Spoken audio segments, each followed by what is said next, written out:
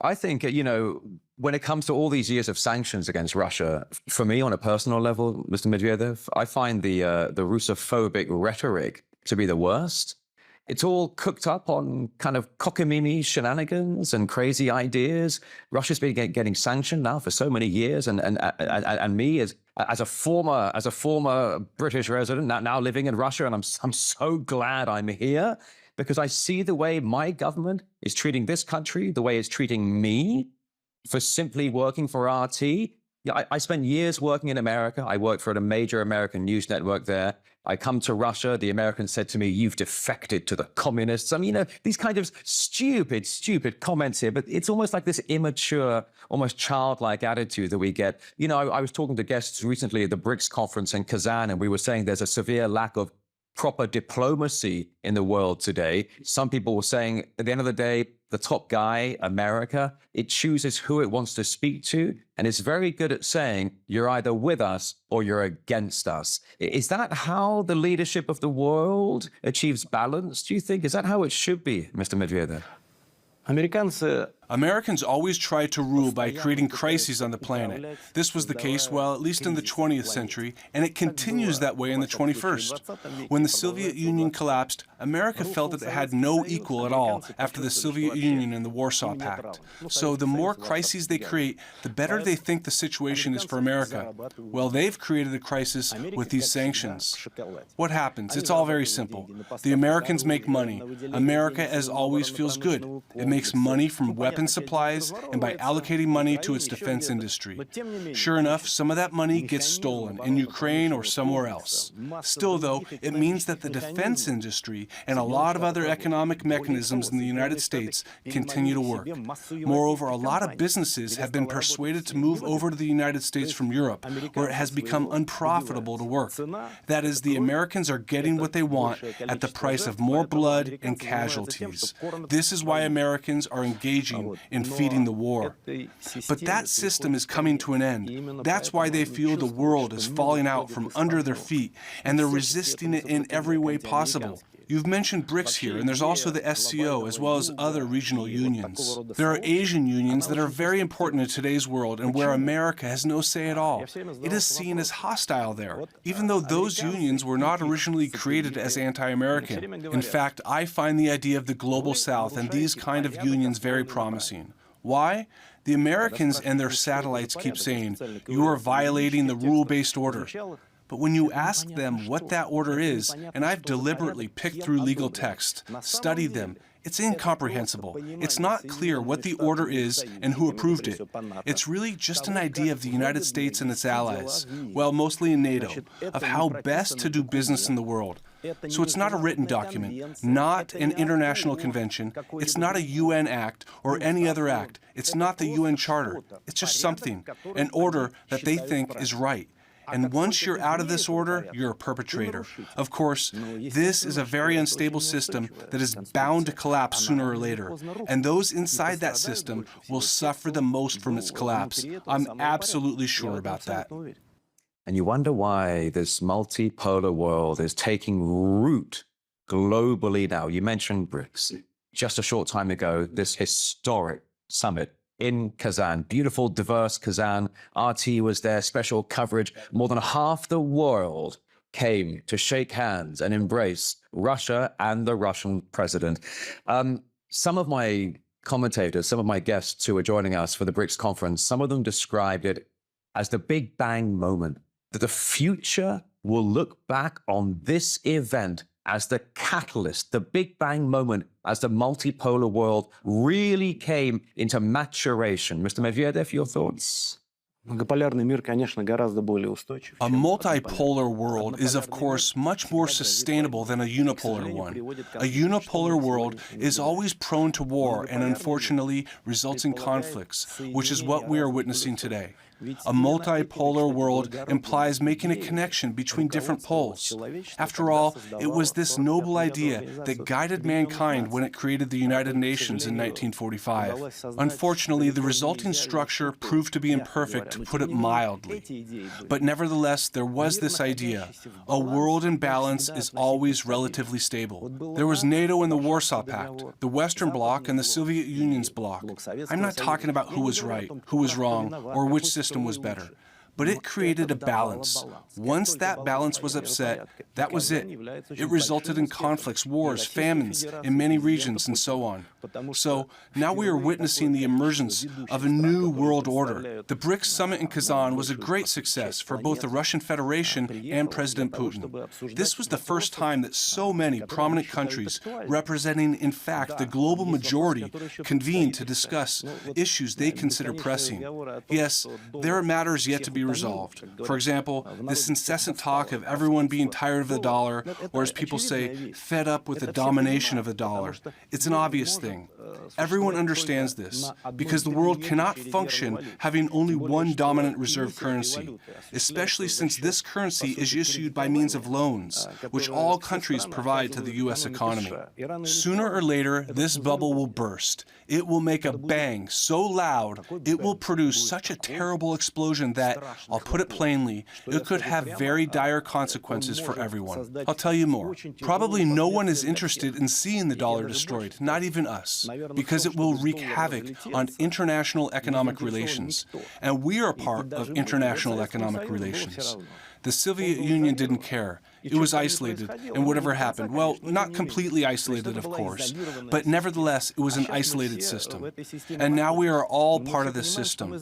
We all realize that we are dependent, first of all, on the dollar, and on a certain number of other reserve currencies, too. So the reserve currency basket must be expanded. In addition to that, of course, there should be electronic money. Digital money is the future, because it is impossible to manage it from one issuing center. There are no gods. The people who work there, either in Washington or in London or in Brussels, they are not gods. They are people who make mistakes. These are economies that can decline or grow, and digital currencies are, after all, the future.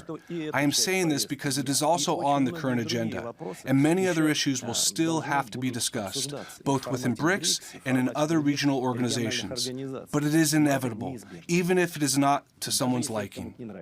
I think you make a very good point, sir. The dollar has been weaponized, it's been politicized, it's been used now to corral countries into behaving and being good boys and good girls. So it's no wonder that this multipolar world is looking to diversify away from the dollar, and more power to them.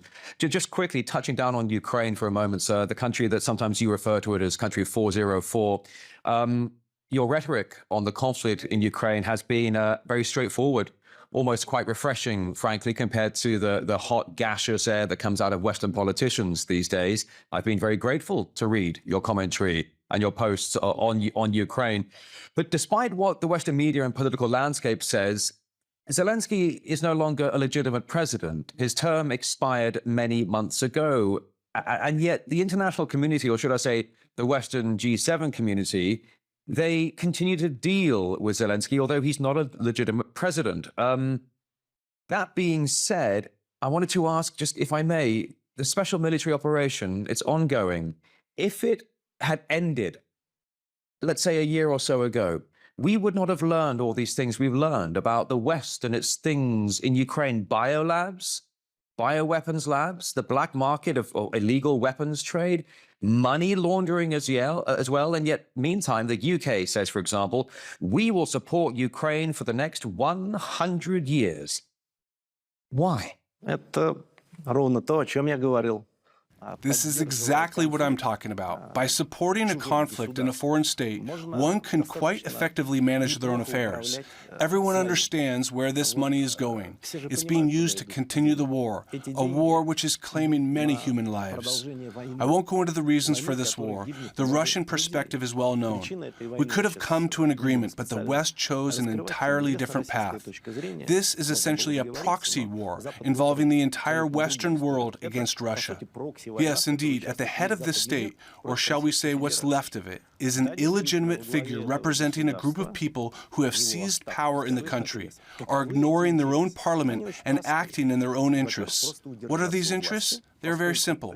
First and foremost, it's about staying in power. Any new authority brought to power by a new Maidan is likely to start by executing those who ran the country from Bankova Street before them. Moreover, they can simply say, everything that was signed by this individual in a dirty green t-shirt is illegal. He has lost legitimacy. His laws are invalid. We won't comply with them. Everything that was spent was done so against the will of the people. A huge amount of money was stolen. So we will just prosecute them, and we will create a more just government. It doesn't matter who it will be. Therefore, Zelensky and his team's primary task is to stay in power for as long as possible. As long as they are in power, they are alive. As soon as they are out of power, they cease to exist. At best, they'll end up in Poland or London. And their second task is to line their pockets, as banal and sad as that may sound, because we all understand how the vast amounts of money flowing into Ukraine's budget, not to mention the weapons supplied, are being spent. A huge portion of these funds is embezzled. There's little oversight during wartime, especially in a state like Ukraine. It's obvious. Any oversight that exists is very indirect. Yet the West agrees to supply them with additional funds just to prolong this conflict. The only goal pursued by the Western world, the US and NATO, is to weaken Russia as much as possible, so that we can't even raise our heads, so that we know our place, so that we understand who is in charge in our earthly home. That is the goal. That's why they will continue allocating these funds. As for the amount, we will see. You know, it's interesting. If you know, let's say you're, I don't know, let's just say you're an imaginary country and you're going to start a war with another country. What do? You start a propaganda, disinformation campaign, send in the NGOs to foment unrest, bring in more propaganda, then you start sanctioning the country. Before you're going to have a war with a country, you need to pummel it with sanctions.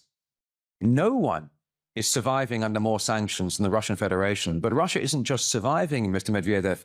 Russia is thriving these days. The economy is growing faster than Germany. Russia is fast moving forward. Europe is being left. It's going down the drink these days. And yet Putin said for years, your sanctions will boomerang. Do you think anyone was listening? Ну, Путин прав. Well, Putin is right. These sanctions have come back to bite them. The thing is, Western leaders, both American and European, have completely distorted ideas about Russia's economy. I clearly remember Barack Obama's phrase, and I worked with him quite a lot. I remember what he said after the first sanctions in 2014. Russia's economy is in tatters. That was just ideological posturing, pure fabrication. Russia's economy kept growing. Even that first round of sanctions helped us become completely self-sufficient in food production. We used to buy some things from the West, but now we're not only self-sufficient, but also feed many other countries. What about the current situation? Russia's economy hasn't just stayed afloat, it's growing.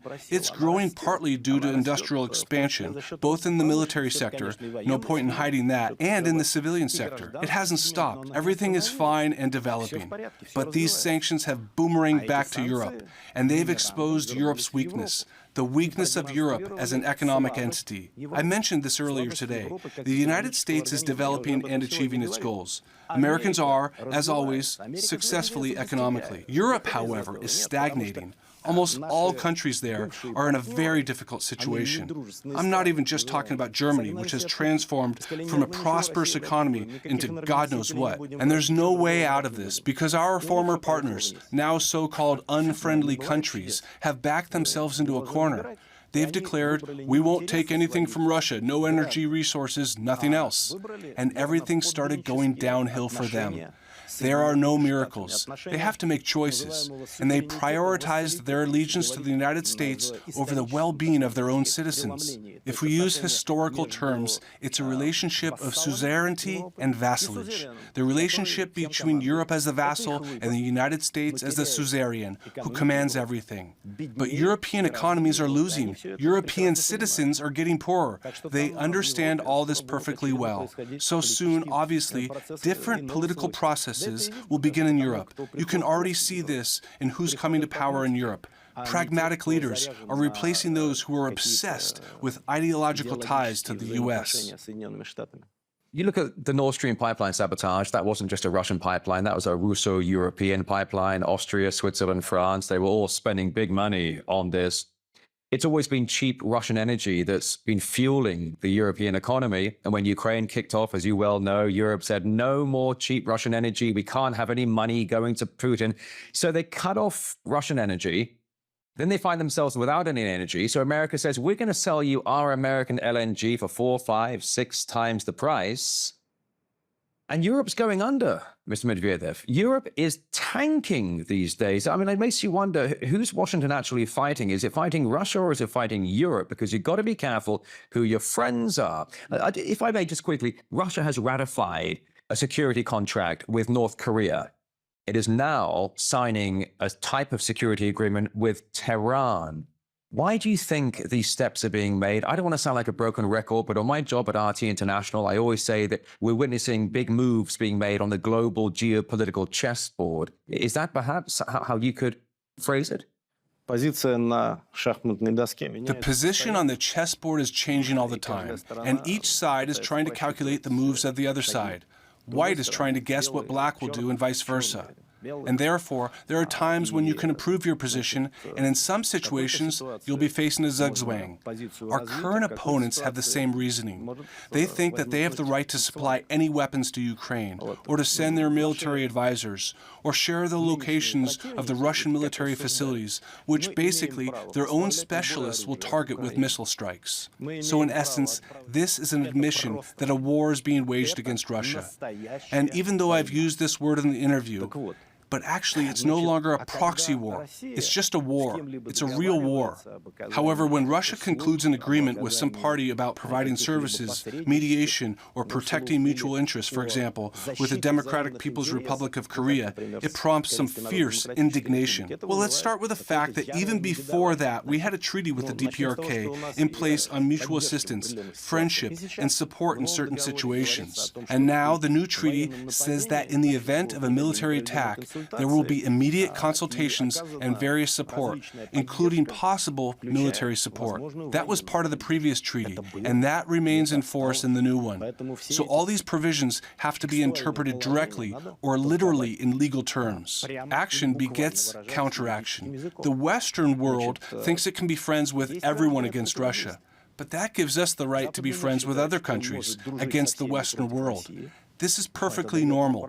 No matter how much they say that these countries are not good, our countries are good, despite their made-up reports.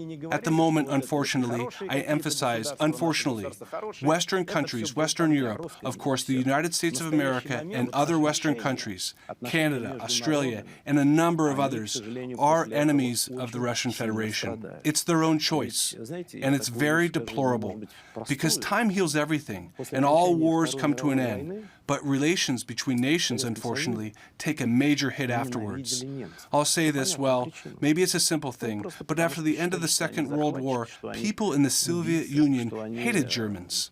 For obvious reasons, they thought that they were invaders, murderers. They brought us grief, destruction, and death to our soil. And it took decades before we were back on good terms with Germany.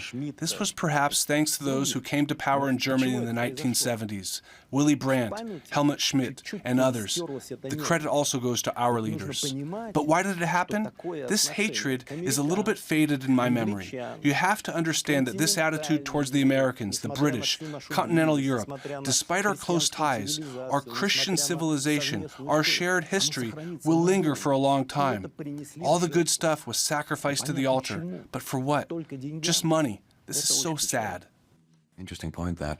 It wasn't that long ago the U.S. State Department was complaining that 2/3 of the world refused to join these anti-Russia sanctions. And there was the guy in the State Department saying, you know, what's wrong with you guys? What's wrong with you guys? Well, there's nothing wrong with them. The world's just, I think, had enough. So much of the world has had enough of the status quo. But when it comes to status quo, Mr. Medvedev, what is it going to be in the next few weeks, over the next few months in America? The election is days away. Kamala, if Kamala wins, How do you think Russia and the international community would deal with her? I mean, let's be honest, mate, or at least from my point, I haven't seen her with any domestic policymaking track record at all. I can't even imagine what she knows about foreign affairs. I mean, I'm sorry, Mr. Medvedev, but if Kamala wins, how's Russia going to prepare for that? Ну, Россия Well, Russia, the Soviet Union, and the Russian Empire existed while different U.S. presidents were in office, so we shouldn't overestimate their influence on global processes. They do hold a lot of sway, but they're not gods who rule the world. At the end of the day, we don't really care if it's Kamala or Donald. We're absolutely sincere when we say it's up to the Americans. They need to make this choice. However, I must say, and I agree with you, that there is a difference, and it's not even in the candidates' attitudes towards Russia, especially given the fact that their positions can be self-contradictory. For example, Trump just said that he killed the Nord Stream pipeline and whatnot. We get that. There's a presidential campaign going on, so they have to make provocative comments and so on. And he makes them all the time, burnishing, among other things, his own image. You know, all the American let me paraphrase that. A non-mainstream politician can't become a U.S. president. Trump is the least mainstream of all mainstream politicians because he's never worked for the government, and yet he's still part of the mainstream. That's why he's not going to do anything that could be frowned upon by what's known as the deep state. I'm not talking about some kind of conspiracy. I'm talking about a network of very influential politicians, business people, bankers, etc., who can have a major influence on the current developments. As a result, it's always going to be a mainstream figure at the helm of the U.S., whatever his or her name is. One could be more unorthodox. Another one could have less experience. Still, there's a difference. Let me explain. If the new president ardently pours fuel on the fire of the Russian-Ukrainian conflict, it would be a very bad policy, because this would be a road to hell. This would really be a road to World War III.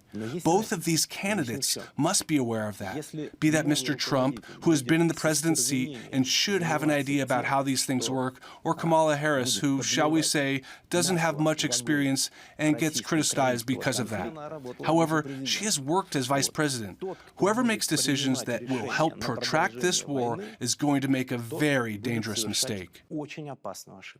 Do you think, regardless of Trump, regardless of Kamala, regardless of any of them, mate, do you think the so-called deep state is interested in World War III? Думаю, что нет. I don't think so. You must be a complete moron to say that we need World War III. No deep state can survive World War III. It is only strong because the U.S. is strong, as a large, powerful country, as a thriving economy. America has many different virtues, but if the entire world is going to collapse, life on the planet becomes unsustainable. No deep state will be able to survive. What will they do there in their bunkers? Look out the window as radioactive snow falls from above? I don't think that's in anyone's interest. But they still made a miscalculation. Since they are not of the brightest kind, they are, pardon me, politicians of a slightly different caliber. For some reason, they think that Russians will never cross a certain line. Well, they are wrong. If it comes down to the existence of our state, as the president of this country has repeatedly said, as well as your humble servant and others, naturally, we will simply have no choice. Every person who assumes the office of president of a nuclear power essentially takes on this obligation, i.e., to defend the country to the last man. This applies to the Russian Federation as well. In this case, it seems to me that the current political establishment, both in the United States and in Europe, lack the acumen and subtlety of mind, the subtlety of reasoning that Kissinger had, for example. Unfortunately, contemporary politicians like Scholz, Macron, or that Ursula, the head of the EU Commission, the ever-changing British prime ministers, no offense, but I will say what I think. They are not of the same caliber as their predecessors. I guess I could say this now. Silvio Berlusconi once told me at a summit, he's gone now, so it's no big deal if I say it in public. He looked at it with sadness and said, "Dmitry, look, these people are not capable of making decisions. They are certainly not Churchills. They are not de Gaulle's. They are not the German leaders of the post-war generation. They cannot be compared with the top, most prominent presidents of the United States of America, who also had this understanding. The political class is degenerating. Technocrats are coming in, and they do not understand how politics function. That's a disaster."